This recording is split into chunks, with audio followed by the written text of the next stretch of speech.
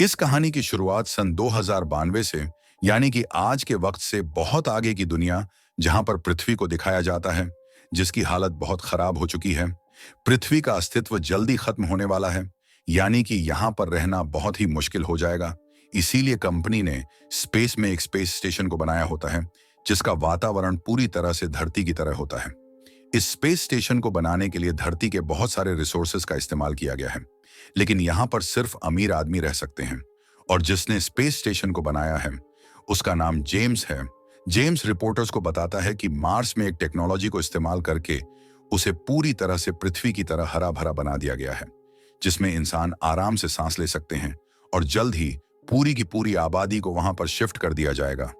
James की बातों से ऐसा लगता है कि वह इंसानों को बिल्कुल भी पसंद नहीं करता, क्योंकि इंसानों ने अपनी धरती को खत्म कर दिया, उसके सारे रिसोर्सेस को इस्तेमाल कर दिया। इसीलिए वह इंसानों से नाराज होता है। लेकिन यहां पर एक रिपोर्टर उसकी बात को काउंटर करता है। वह कहता है कि आप यहां से मार्स पर जाने वाले हो, लेकिन आपने कभी उन लोगों के बारे में नहीं सोचा जो आज भी धरती पर रहते हैं। दरअसल 90% जनसंख्या अब भी धरती पर है, जो जल्दी वातावरण के खत्म होने के साथ खुद भी पूरी तरह से मिट जाएगी। वहीं हमें स्पेस स्टेशन के चारों तरफ एक टीम को दिखाया जाता है, जो स्पेस स्टेशन से निकले हुए मलबे को साफ करती है। इन्हें स्पेस स्वीपर्स कहा जाता है।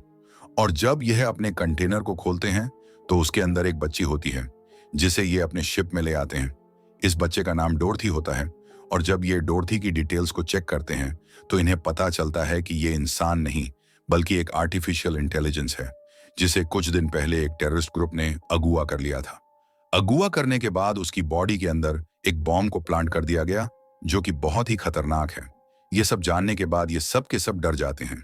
यहाँ पर डोरथी के बैग में एक सैटेलाइट फोन भी होता है, जिससे बार बार एक आदमी, जिसका नाम डॉक्टर कैंग होता, उसे कॉल किया गया था। ये फैसला करते हैं कि ये उसे कॉल करेंगे और डोरथी के बदले उन टेररिस्ट से पैसों की डिमांड करेंगे। ये उसे कॉल करते हैं और बोलते हैं कि हमें $2 मिलियन चाहिए। वो इन्हें $2 मिलियन देने के लिए राजी हो जाता है, जिससे सब के सब बहुत खुश होते हैं। डोरथी के अंदर यहाँ पर खास पावर्स भी होती हैं। वो एक प्लांट को देखती है जो मर रहा होता है, पर वो उसे देखकर एक एक बार फिर से जिंदा कर देती है। वहीं जेम्स ने इन सब की बातें सुन ली होती हैं, यानी कि उसे अब डोरथी के बारे में पता है। ये सब के सब डोरथी को लेकर एक क्लब में जाते हैं, जहां पर डॉक्टर इन्हें $2 मिलियन देगा।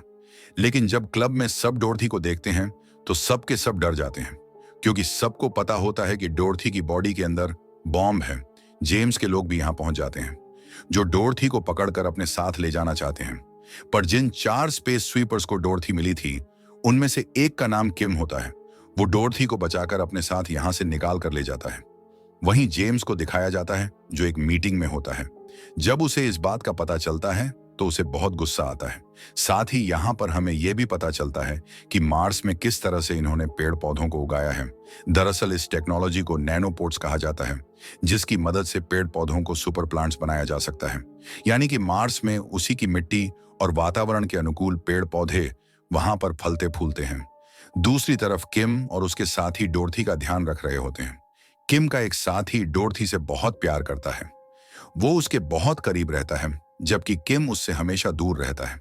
उनके पास एक फीमेल रोबोट भी होती है, जो डोरथी का मेकअप कर रही होती है, और वो डोरथी को किम के बारे में बताती है। वो कहती है कि बहुत सालों पहले किम यहाँ पर एक स्पेस गार्ड था, जो स्पेस स्टेशन में इलीगल तरीके से आने वाले लोगों को मारा करता था। एक बार जब वो कुछ लोगों को मारता है, तो वहां पर उसे एक बच्ची मिलती है, जिसे देखकर उसके दिल में उसके लिए प्यार और दया का भाव जाग उठता है। वो करता है कि वह उस बच्ची को पालेगा।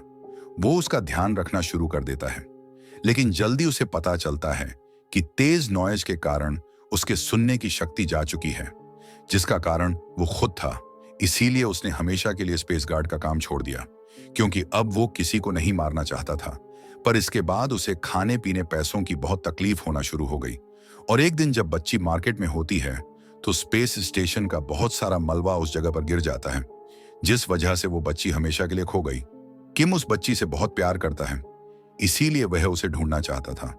वह लॉस्ट एंड फाउंड डिपार्टमेंट में जाता है, लेकिन उससे बहुत सारे पैसे मांगे जाते हैं। तभी बच्ची को ढूंढा जाएगा, और उसके पास 3 साल है। 3 साल में अगर उसने पैसे नहीं दिए, तो शिव का जितना भी मलबा फैला गया है, उस मलबे को बच्ची के साथ कहीं दूसरी जगह फेंक दिया जाएगा। इसीलिए किम को पैसों की जरूरत है। इसीलिए उसने डोरथी के बदले डॉक्टर से पैसों की डिमांड की थी। इसीलिए वो डोरथी के पास नहीं जाता, क्योंकि वह किसी से भी कनेक्ट नहीं होना चाहता।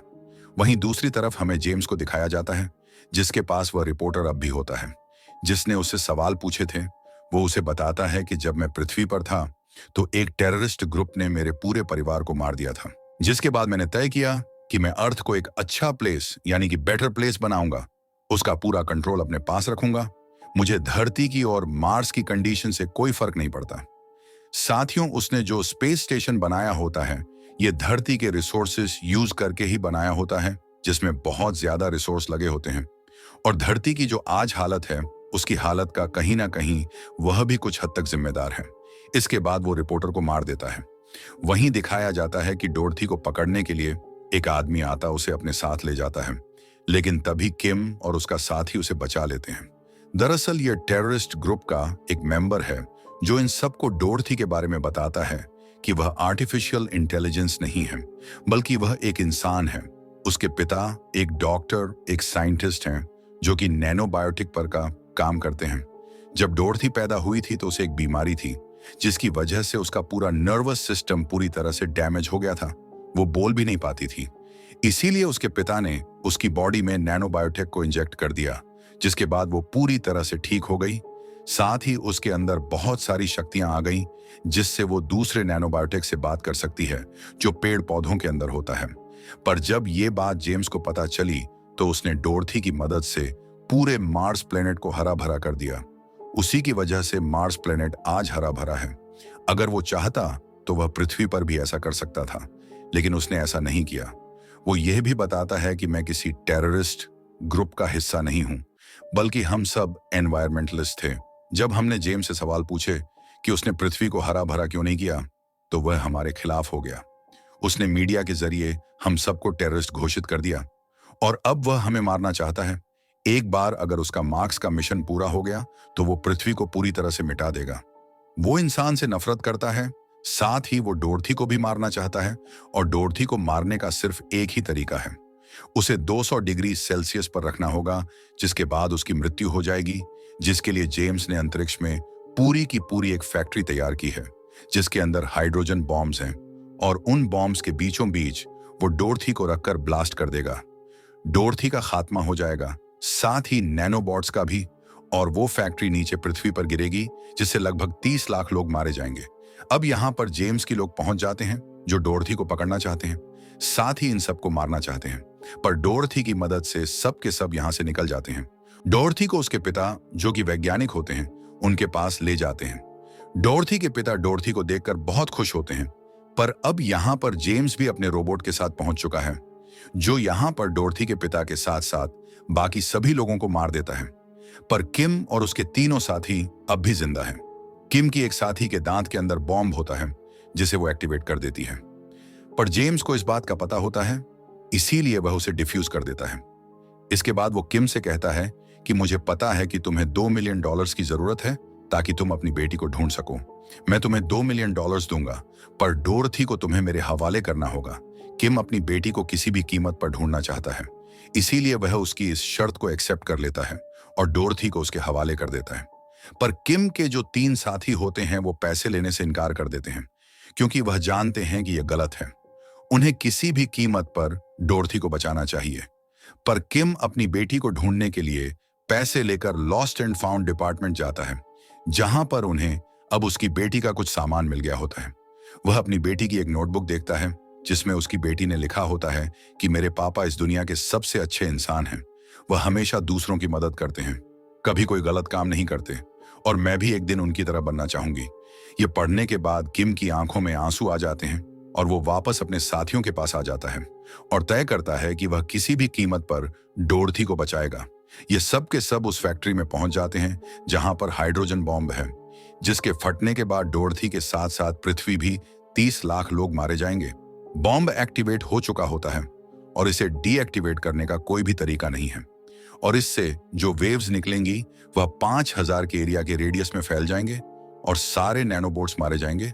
और एक बार अगर नैनोबोट्स खत्म हो गए तो डोरथी के अंदर जो नैनोबोट्स को इंजेक्ट किया गया है वह भी पूरी तरह से खत्म हो जाएंगे, जिससे डोरथी की मौत हो जाएगी।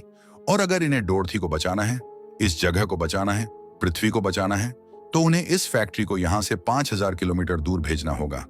पर इससे पहले कि ऐसा करते, यहां पर जेम्स के कुछ लोग आ जाते हैं। किम का साथी उनसे लड़कर उन्हें मार देता है और अब वह इस फैक्ट्री को यहां से दूर ले जाना चाहते हैं, जो कि बहुत ही मुश्किल काम है। यहीं पर किम की जो साथी है, जिसका नाम जैंग है, जो ब्लास्ट करने वाली थी, वो स्पेस स्वीपर से मदद मांगती है और जेम्स की सारी हकीकत उन्हें बता देती है, जिसके बाद सभी स्पेस स्वीपर्स अपने स्पेसशिप से यहां पर आते हैं और जेम्स के सभी ड्रोन्स मार गिराते हैं। अब ये इस फैक्ट्री को यहां से ले जाना शुरू करते, पर इससे पहले कि ये ऑर्बिट से बाहर निकलते, जेम्स भी अपना स्पेसशिप लेकर वहां पर पहुंच जाता है। वो इनके पीछे होता है। उसे पता चलता है कि डोरथी इनके साथ नहीं है। दरअसल डोरथी को इन्होंने स्पेस स्वीपर के शिप से यहां से दूर भेज दिया होता है। ये चारों समझ जाते हैं कि इनके पास जो हाइड्रोजन बॉम्ब है वह कभी भी फट सकता है, जिससे इन सब की मौत हो जाएगी। इसीलिए चारों के चारों एक दूसरे को अपना आखिरी गुड बाय कहते हैं। साथ ही इनके पीछे जेम्स का स्पेसशिप होता है, जिसका मतलब यह है कि अगर ब्लास्ट हुआ तो जेम्स भी मारा जाएगा और अगले पल एक बहुत बड़ा ब्लास्ट होता है, जिससे जेम्स की मृत्यु हो जाती है। लेकिन डोरथी दूर से, जिसके नैनोबोट्स अभी तक पूरी तरह सुरक्षित हैं, अपनी पावर से इन चारों को बचा लेती है। इसके बाद डोरथी अपनी पावर से बार बार पृथ्वी पर जाकर वहां पर ग्रीनरी दोबारा पैदा करती है। पृथ्वी पहले की तरह हो जाती है, यानी कि बहुत जल्दी अर्थ पर किसी भी तरह का पोल्यूशन, किसी भी तरह की ग्लोबल वार्मिंग नहीं होगी। वही किम जो हमेशा अपनी बेटी को ढूंढा करता था, दरअसल उसकी बेटी उसी एक्सीडेंट में मारी गई थी, जिसके बारे में उसे पता था। बस वह अपनी बेटी की डेड बॉडी को वापस पाना चाहता था, ताकि वह आखिरी बार अपनी बेटी को देख सके। इसीलिए वो पैसे इकट्ठे कर रहा था।